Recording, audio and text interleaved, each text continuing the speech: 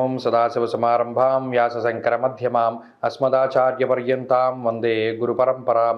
జ్యోతిషాస్త్రాన్ని భావతరాల వారికి ప్రసాదించిన ఋషుల యొక్క పాదపద్మాలకి నమస్కారం చేసుకుంటూ, అలాగే నాకు ఈ జ్యోతిష విద్యను నేర్పిన గురువర్యులు జ్యోతిష బ్రహ్మ కీర్తిశేషులు శ్రీ ఈరంకి సూర్యనారాయణమూర్తి గారు, సూర్యశ్రీ దైవజ్ఞ గారి యొక్క పాదపద్మాలకి నమస్కారం చేసుకుంటూ, ఓం శ్రీ మహాగణాధిపతి నమః, శ్రీ గురుభ్యో నమః, హరి ఓం. వీక్షకులందరికీ నమస్కారం. ఏప్రిల్ నెల 21వ తారీఖు లగాయతు ఏప్రిల్ 27వ తారీఖు వరకు ఉండేటువంటి గ్రహగతుల ఆధారంగా ద్వాదశ రాశుల వారికి ఈ వారం ఏ విధమైనటువంటి శుభాశుభ ఫలితాలు కలగబోతున్నాయో ఈ కార్యక్రమం ద్వారా తెలుసుకుందాం. అందులో భాగంగా ఈ వారం ఉండేటువంటి గ్రహగతులను గమనిద్దాం. ఈ వారంలో రెండు ప్రధానమైనటువంటి గ్రహాల యొక్క మార్పు ఉన్నది.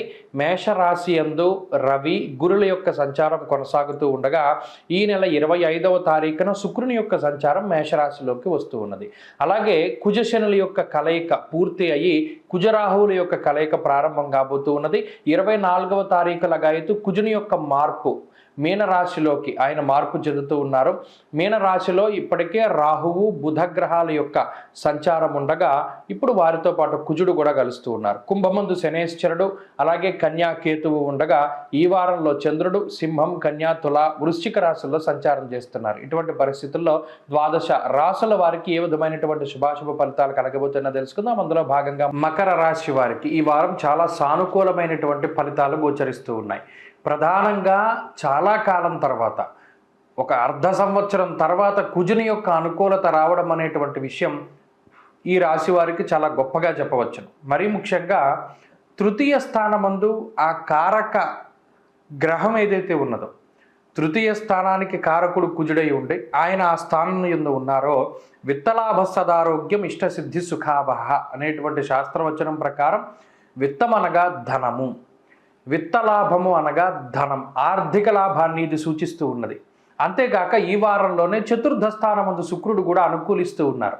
అక్కడ అనుకూలించేటువంటి గ్రహాల యొక్క సంఖ్య పెరుగుతూ ఉన్నది. కాబట్టి మకర రాశి వారి యొక్క జీవిత గమనంలో ప్రోగ్రెషన్ అనేటువంటిది కనబడుతూ ఉన్నది, అనగా ఎదుగుదల. కారణం తీసుకునేటువంటి నిర్ణయాలు, సాహసోపేతమైనటువంటి నిర్ణయాలు, ఆత్మస్థైర్యం అనేటువంటిది అధికంగా ఉండడం, ఒక భరోసా జీవితానికి లభిస్తూ ఉండడం, ఒక మొండి పట్టుదల మొండి ధోరణి ఏదైతే మీరు అవలంబిస్తూ ఉన్నారో దానిలో మీ పట్టుదల మీ కృషి వీటికి సంబంధించినటువంటి సత్ఫలితాలని అనుభవించేటువంటి కాలంగా ఈ కాలాన్ని చెప్పవచ్చును. మరి ముఖ్యంగా ఈ కుజుని యొక్క మార్పు, శుక్రుడి మార్పు, చంద్రుని యొక్క బలాలతోటి పోల్చుకుంటే, గత వారాలతో పోల్చుకుంటే ఈ వారం చాలా మెరుగైనటువంటి ఫలితాలు ఉన్నాయి.